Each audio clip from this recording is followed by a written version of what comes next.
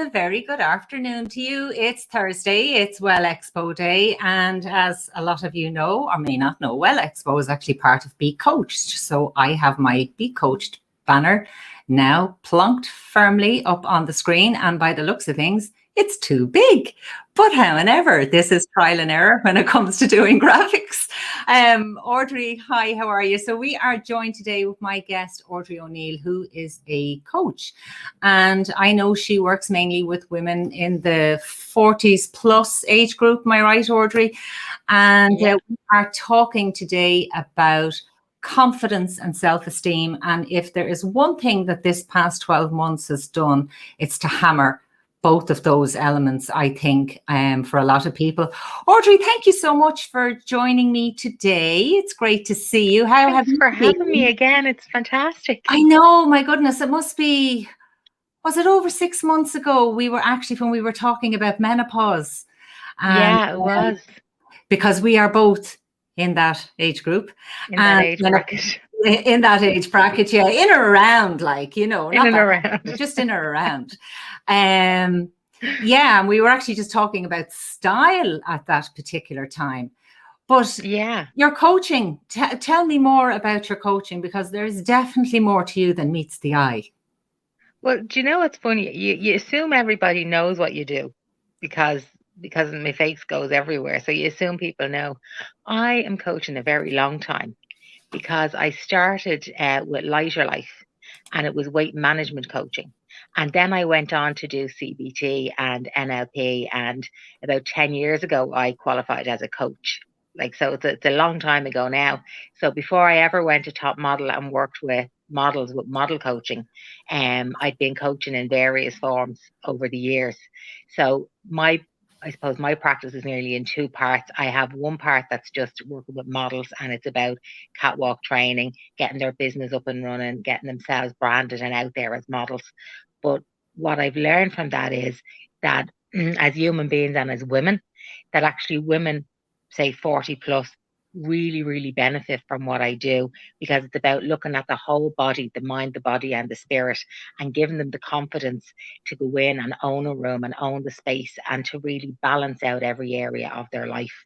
And that's it, actually. Their confidence. Yeah, as you said, it is mind, body, and spirit. Now, I know myself as a coach, they are definitely intrinsically linked. But for those now who would never have made that connection, what is it? If we take each of those aspects separately, and maybe even actually pick which one you want to start with first, because I know I think knowing so much about each of the elements, I find it harder to pull one apart. Yeah. Well, do you know what, actually, here, what I find lately that's coming up a lot, okay? I noticed it years ago when people used to come for specifically weight loss. They would come to me because they had tried so many things to lose weight and it wasn't working. And they were looking at the physical. They were looking on the scales. They were looking at the foods they were eating. They were starving. And they were trying to get their body in alignment by motivation and behaviors. Now, if we don't look at the inside first, all of that work we do for the outside is temporary. There's people that have so many aspects of their life together and they struggle with their weight. And it's because they look to fix their weight with a diet instead of looking to fix their weight with balancing their mind, body, spirit. So it has to start inside. Yeah, because, and I suppose, as you use the example of weight, and it can be used across an awful lot of things, is looking for something externally to help us, when in actual fact, the answer is within us, but we do just need to be able to find someone to help us to tap into that and to get that answer. I remember, it's funny, and I was saying it to you yesterday as when we were chatting ahead of the interview today, that a few months back, now I was talking to Sandra Lusty on about Recovery Hour, and she was, Sandra, and she's great. I just have to say first about Sandra, like Sandra works in the field of recovery, and she's a lot of experience with weddings and stuff. But I don't think people actually realize what an amazing coach Sandra Lusty is for anything. She just has a way of going right into the person and really feeling what's going on, and she's just She's so She insightful is. and She's she's so knowledgeable. fantastic. She's just a wonderful person. And one of the things that came up during the conversation, and I know we were actually talking about addiction at the time, was if, and as the example was at the time, alcohol, if alcohol is the answer, well, then what was the question? And that actually has always just stayed with me for different things, you know. So if, as you were talking there about weight loss, you know, if going for something external to help with that, well, if that's the answer, what actually is the question in the first place? Where is it that you actually need to tap into to find out what question is it that's really being asked of yourself? That's exactly it, Barbara, because what happens is people are, let's be honest, we all know what to do. Whether it's for your mind, your body, or spirit, we all know what to do. The internet is full of free advice, so it's all out there. But the reality is we don't do it. We know what we need to do, and as human beings, we don't do it. When we don't do it, it's because there's a block or there's an issue somewhere. When you think of the way we're conditioned when we're very young, there's a part of ourselves that still has that inner child dealing with those issues. So if you don't go back and hold that hand and balance your life, no matter what the external issue is, you're not going to fix it with the external. There's a lot of people, when they lose the weight, then, you know, they turn it to shopping. There's a lot of addicts that go from drugs to drink, you know, whatever it is, we will swap one thing for another until we go back. So we can make it very hard or very easy. And even though it's not easy to work on yourself, I find in the long run it's the easiest because you're doing it once. You're working on yourself and you're looking at what's inside you and you're finding out really who you are to the core and loving and accepting that as a whole human being, or else you can have the rest of your life, you know, a different issue. Like, I mean, we think it's a different issue, but everything that comes on the external, then it really goes back to the same things that's inside of us. Yeah, so it is. And that really is, it is a continuous learning journey. And I know there are some words that we would probably use and people will go, oh, those airy fairy language. But actually, sometimes I think, well, actually, I can't really find any other word to describe it because you are on this continuous learning about yourself and about what it is that you like. Now, this is where you kind of use the elements of CBT then when you're working with someone, is it? Yeah. Yeah. You see, when I started with CBT and that whole circle, it just made so much sense to me. You know, I mean, your thoughts are creating a feeling, your feelings creating an action is creating a behavior creating a thought, and that constant circle all the way around.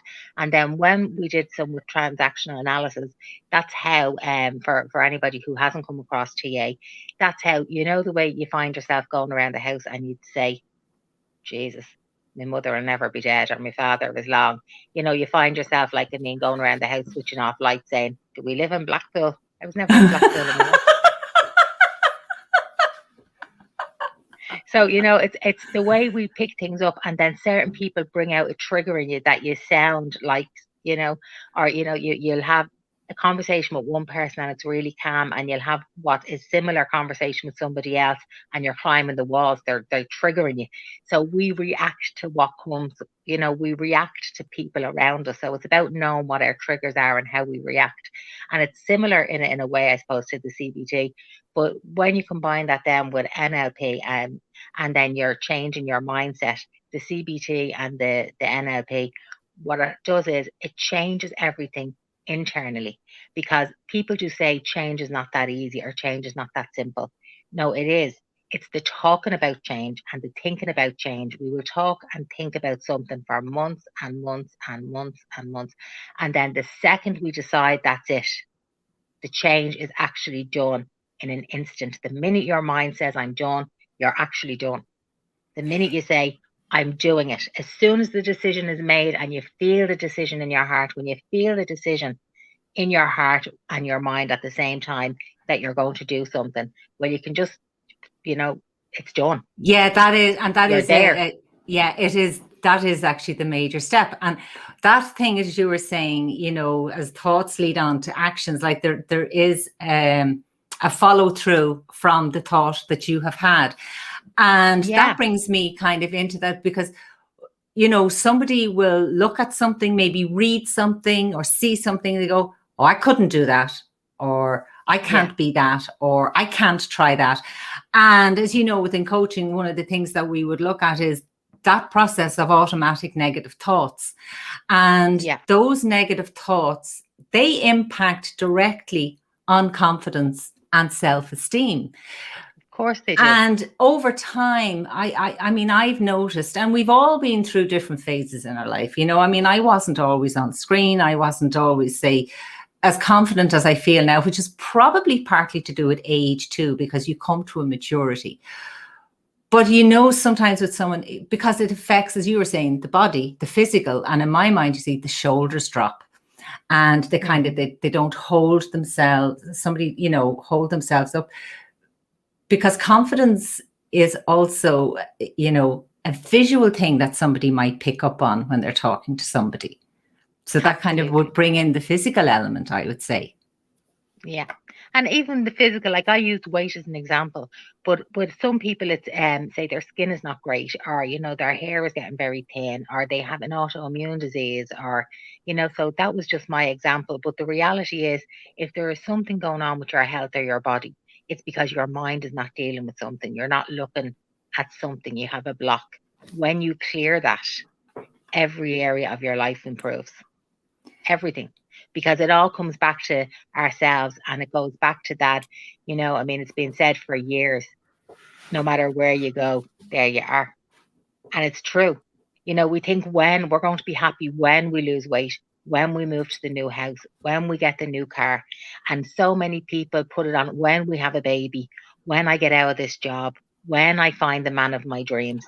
Yeah, that's and we put the happiness on the when. Yeah. None of these, and people are disappointed saying, I thought I was going to be life-changing when I lost weight. I thought I was going to be in heaven when I met the man of my dreams. I thought a baby was going to make me feel so secure and so loved. All of these external things are wonderful when you're okay in yourself, when you feel good in yourself. But at the same time, when you feel good in yourself, you'd be happy anywhere, because you make you happy. Yeah, and everything else falls into place after that. Yeah, and that's so important. And that thing about I know it's a tool that some coaches use, which is like the mirror. Basically, use the mirror. Like, what do you see? Yeah. And we've often seen on the TV. I can't think of the name of the program now, but it's actually one of the style ones where they're redressing someone and doing the hair and all that kind of stuff. But as soon as the participant stands in front of the mirror, the first thing they see, they don't like what they see. Yeah. And that does come from inside. And it's funny because, we're chatting about mind, body, and spirit. And most people will think spirit is actually, a religious connotation, but it's not. I always refer to spirit as, it's kind of that thing you can't quite put your finger on. Do you know how I explain it? When people say to me, because I'm very spiritual, but I wouldn't be a religious person, we say, but when people put it to me, the way I would say it is, we are our soul or our spirit, and we live or we inhabit this body. So this body is our first home, and that's why the body is important. Our minds are what gets us through and helps us deal with people. But our minds is not our spirit either. So our mind is there to educate us and to help us through life with making decisions. And our body is there to physically bring us through life. And when people say your spirit or your soul, how do you explain it? It really hit me the first time when you think of it, when you go to, say, a funeral of a loved one, somebody that you actually know in the real world, instead of like your great aunt Mary that you never met, so when you see somebody that you actually knew in the real world, and you go and you see them and they're in the coffin and they look different, their body is there, but their soul, their spirit is gone out of them. So you're looking at this shell of a person who very often their face doesn't even look like them, their body doesn't look like them, they're just cold, but yet physically their body is there, every part of their body is still there. So to us, if we didn't recognize spirit, or if we didn't recognize soul, or we didn't recognize life in somebody, then that person in the coffin would look the very same as they were drinking a cup of tea with you the day before. Yeah. But Yeah. when you see the life has gone out of them, that life is somewhere. That's your soul, that's your spirit, that's what That, goes on eternally. yeah. So you don't Yeah. need to be religious to see that.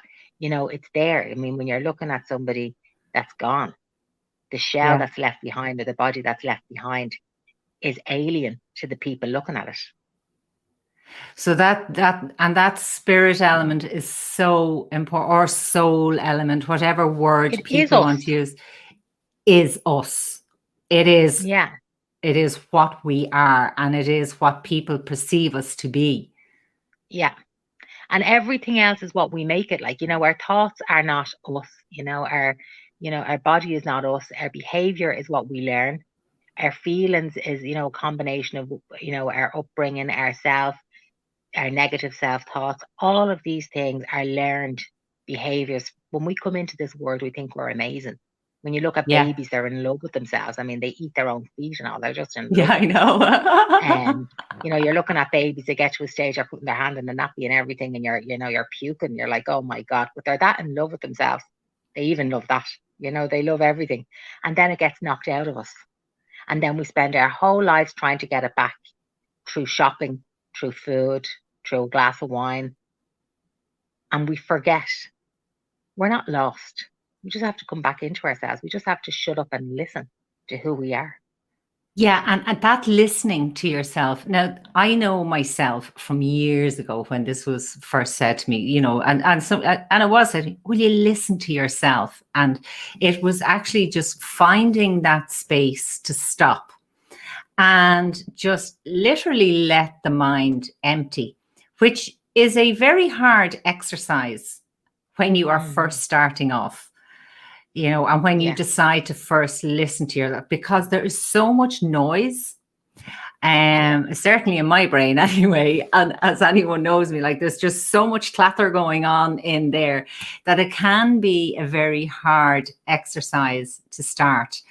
And I think over this last year, possibly some people have been nearly shocked into actually sitting and listening to themselves. And might have gotten a fright with what they have realized. Do you know what, Barbara? Actually, while you're saying that, something's after popping into my head that's very, very important, okay? You're so knowledgeable because you're educated. There's, everybody has the power to really go into themselves and create a new life and go back to how they felt about themselves as a baby. But what happens is there's so many things out there, there's so many programs, there's so many coaches, there's so many people talking about self-love. And because they're not properly trained, they're dealing with the details. They're going with affirmations, but no substance behind them.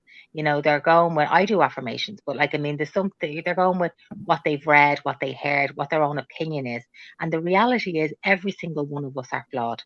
So our opinion is putting our stuff on top of somebody else's already stuff and adding to the problem instead of resolving the problem, So that's why, we put so much time, effort, and money over the years into educating ourselves. And that's why, because it's about actually noticing how we're all similar as human beings, how we all feel, how we all act, how the behaviors, how the patterns are simply a result of where our blocks are. That's what we pay for. That's what the education is for. It's about getting in and using the detail to get to the core of what's going on and to see where a person really is and to help them go back and center themselves, to reset, so that they're not spending the rest of their lives with a coach or a therapist. It's so that they learn the process to regulate and manage and change their behaviors and change their thinking forever. So if they hit a bump, they can go back to a coach or go back to a therapist for a session or two or whatever, but they're not the rest of their life in therapy. Yeah. I can see where you're coming from absolutely on that, because that is the thing as a coach, is that you do, yes, somebody comes to see you or whatever, but actually you are giving them the tools to be able to use them as they go forward, moving on.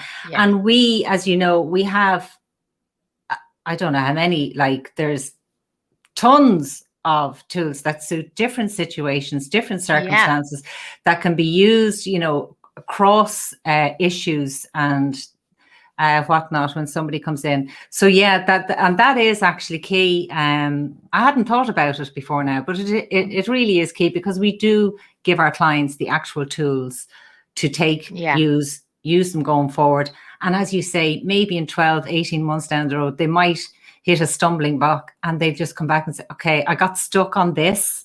You say, right, that's okay. Yeah. This is how we can work around that, or whatever. Yeah. But so when you are working with someone and you are trying to get them to connect mind, body, spirit, what kind of challenges have you come up against, maybe with somebody, like, you're trying to convince them that actually it is all connected? It's really about getting people to sort out, it's called, like, when you think of something like, say, called, it's blame, when people are not ready to connect with themselves, or when they need help to connect and they don't understand it. The pattern that a lot of people have is, it was that crappy job. It was this person. It's my mother's fault I'm like this. It's my ex-husband's fault I'm like this. It's my son or daughter's fault because they went on drugs. That's given the family all the trouble. Everybody has a way of blaming externally somebody else for what's going on. Nobody, like, people are all, they'd say, I'm offended by this. This person upset me. This person made me sad. You made me do this. You made me do that. No, those things triggered in you because it's hitting a sore spot, or it's hitting something in you that you don't really want to look at. So it's easy to blame somebody else. So working through why they feel, or the blame, or really getting in touch with where the blame or the shame or the feelings are, really transform somebody into really starting to look inside themselves and realize, if I can switch that off, I can switch that off. I don't need to feel like this. I don't need to give other people the power. I'm actually in control of me. But until they actually see what they're doing, and until they realize, when they're blaming somebody else, why is that, or how is that, why are you blaming that person and why not this person, So when people look at how quick they are, or who they blame for their issues, and that's really when they start kind of realizing, well, okay, that person is not going to change overnight so that you live happily ever after. So where's your responsibility to you? When are you going to love yourself? It's recognizing to think about you first. What is outside of your control. And I mean, we all do it. I mean, coaches do things, you kind of go, oh, for goodness sakes, and you get so frustrated. But then we know instantly, now hang on a second. Why, what is it about it that's annoying me, or whatever, what is it? And in fact, I actually had the situation here in the house there one day, something came up and there was somebody here in the house and they're getting really annoyed. And I said, but you can't actually do anything about it. If that company, it was a query on a bill, you actually have to wait for them to get through that process. That their system says that they will do A, B, C. And I know the waiting game is hard, and I'm not saying I am the most patient person, because anybody that knows me knows I'm not the most patient person. But there are times you actually have said, well, actually, I can't do anything about it. So why give it my energy? I'm actually just going to have to wait until, they come back to me. And I suppose that goes back to the tools that we give clients that teach them how to do that. Do you know what? It's been said to me a lot in the last couple of years, you're so calm, or nothing phases you, or how come you're always in good humor? I've said that to you too. You heard me an hour ago shouting at the kids. I mean, we're all human. But the reality is, I find when you actually get to a place where you can put yourself first and you love yourself, your tolerance for other people is so much more, and you actually really do love other people because you see the good in them instead of what annoys you. You know what I mean? Like, they don't annoy you anymore because you see the good in them, and you realize that when there's something off or something's going on, that's about them. It's not about you. I'm not important enough for the whole world to be conspiring to how they're going to get me today. I don't believe I'm that important in anyone's life that they actually think, how are they going to go out there to sabotage my day or to get me? So when somebody says something about you, what I've realized is, like, especially even in business, or, women that have children, and the children, they're pitched against each other, or there's competition, whatever it is. People usually have a problem with you when they either see something in you that mirrors a trigger with themselves. So it's like, I remember, like, my own, there's two examples. One of them is, my mother had a serious problem with her weight. Now, she was beautiful on the outside, but she didn't know that. Right? She was gorgeous. She always had a beautiful figure, and she never knew that. She always felt like she had to lose weight. But she hates overweight people. The first thing she'd say when she sees a heavy person is, "Oh my God, the size of them." That's the only thing she says. Now, the other person is quite happy living their life and going around their day. They don't care about the bit of weight.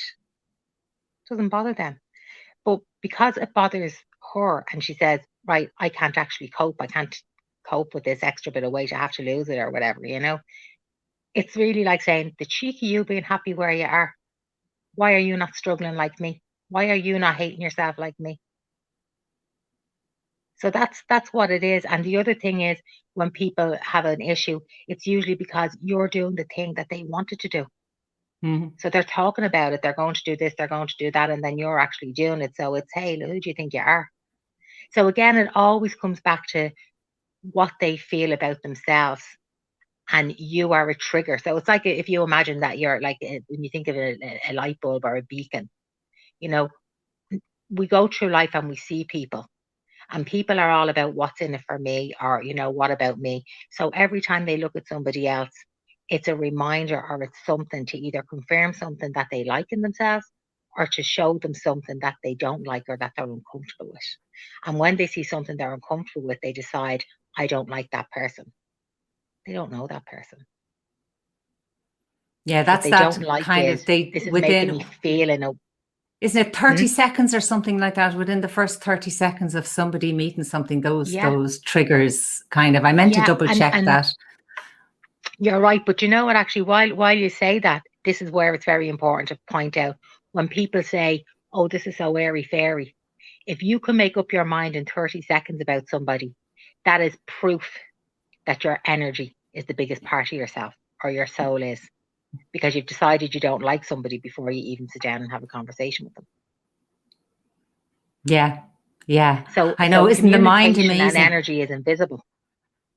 Yeah. Isn't the mind like and it is true. We can be our own worst enemies. Yeah. And that's what it comes back to. And I suppose anything, if what this last 12 months has told us is that, and there has been a lot, I mean, even here on this broadcast, of how to take time out for yourself, how to listen to yourself, because that is actually what this year has told us, is that you need to take time out for yourself, not that just because of what's happened this year, but at all stages, because you need to be able to listen to yourself. You need to know, what is it that my body is telling me, that I need to stop. I need to recharge. I need to, like that, be comfortable in myself. And know, because it came up before, I mean, if you're not happy within yourself to do things for yourself, well, what happens to those around you? Because if you're no good to yourself, well, actually, you're no good to anyone. You're no good to anybody. Exactly.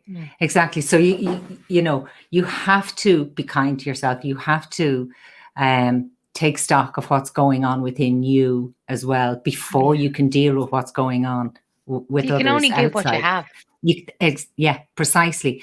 So with women in their 40s and plus, how then would a coaching program then work, I suppose, with you when you go in? I mean, because there's so many elements tied into it, Audrey, I suppose, of course, I'm asking as a coach, and I know the answer as a coach is, it depends on what and why they approach you. Yeah. Well, that's it. But really, what happens is what everybody has in common is they don't feel enough. And people say, "Oh, I'm full of confidence," but people can be full of confidence and their self-esteem is on the floor. Yes. People can Yeah. think that everything is all right, but then they're OCD about something, or they're not sleeping, or there's always triggers. What's going on in your life is telling you that you need to just look in an area of your life, because when you look at, say, what's everything that's going on this year, when you look at the people that haven't been phased by this year, that are just happy enough to go along with whatever, it's like their personal opinion doesn't matter. This is what the laws are. We'll go along with it. They'll sort themselves out. But in the meantime, this is what we're doing. And they are absolutely fine about spending time by themselves or at home. They're the people who have already done the work on themselves. The external doesn't matter. This time is a fantastic time because so many people are struggling. And it just shows you that so many of us are brought up without the how to know ourselves and how to appreciate ourselves and how to be happy just sitting in our own skin. So this time is showing a lot of people at the same time. So it takes that shame out of it, and it takes that stigma out of it, that it's okay to put yourself first and to look at, I want to be good in me. I want to be the best I can be, because I don't want to pass this on to my children. I don't want this to be in my relationship. I don't want this to be in my business. I want every area of my life to just soar. And the only way every area of your life is going to be balanced and achieving and growing and give you fulfillment is when you're balanced and you're growing and you're fulfilled. Because every area in your life on the outside is a reflection of where you are on the inside. It's like, I had a conversation with somebody, and she said to me, she had come to me for a different reason. And she was saying that her partner was very jealous and he was always accusing her of cheating. And this girl was falling apart, and she was saying, I'm just crazy about him. I've never even looked at anybody else. I love him, I adore him, but he is forever. When she's going out, what are you going? Why are you wearing that? And constantly checking her phone behind her back and stuff. And as it turns out, or as it happened, he has been having an affair for the last few years and has been hiding it from her and the children. And she discovered by accident that he was having this affair. So sometimes we project onto others what's going on with ourselves. Now, I know that's a very severe case, but the reality is, he couldn't trust her because he was measuring her by what he does. She trusted him because she can be trusted. Yes, I see. I see what you mean. Yeah. Yeah. She So she wasn't had no looking out reason for to doubt something. him because she has No, that trust in herself. in Yeah. herself. So knowing her own moral compass and knowing her own values and her boundaries and her standards has made it easier for her to change her life and her Yeah. relationship, Yeah. because she knows her. It's not about what other people think. It's about her and her relationship with herself. And she is fine. Yeah. Yeah. Yeah. It was just circumstances. It was just something in the world that you deal with and you get on with, because her relationship in herself was good. Isn't it amazing? Isn't it just how we these is the phrase, these self-perpetuating thoughts, where they keep going around and around and they end up creating what it is that we don't want Of them to course they create. do. Think. Yeah. And I know this is something we could absolutely chat on, because we are 34 minutes. This is one of the longest streams that Oh we my have done. God. Do you And it's know, we have very to say hard. one more thing before you go. When you said about that, about the thoughts and the things, and we bring it into reality, the law of attraction and manifestation is happening whether you want it or not. Yeah. So do you want to keep thinking the negative thoughts and attracting the things into your life that are holding you back and that's giving you more problems? Or do you want to attract the things into your life to change that and attract better? Because the world is turning anyway. You're breathing in and out all day long anyway. You're going to live on this planet anyway. Yeah. So choose the world you want to live in. Choose the abundance you want. Choose the relationship you want. Choose the relationship with yourself you want. Yeah. Choose the finances you want. Yeah. Everything is achievable, but it's going to manifest anyway. So you're in control of whether you're manifesting the good or whether you're manifesting the bad. So choose. You have the power to choose. So choose what you want for you. Absolutely. I'm just looking at a comment here, and I show it there now from Helena. Yes, severe, but 100% right. And I will presume, Helena, that you're chatting about that couple that Audrey mentioned there. But yes, definitely, you do emit what it is Yeah. you feel about yourself. But listen, we're When 35 you love minutes on. yourself. This, Yeah. you know, we're 35. I have to finish up. Because otherwise I'm going to have to edit the whole thing so it'll fit on some of the other platforms. To those who joined us today, thank you all so much. I am going to pop up, I did have it there earlier on. You can connect with Audrey on Facebook and get some more hints and tips from her. And you go on to @Audrey's Chat and Support on Facebook, and her lovely profile pic will be there. I have to say that you always look amazing, Audrey, anytime we see you and anytime we chat, you know, and yeah, stay safe and stay well. And the same to everybody out there, please mind yourselves, and we shall see you all next week, please God. Audrey, thank you so much for coming on today, and we chat to you soon. Thanks for having me. As always, it's a huge pleasure. Thank you. Not a bother.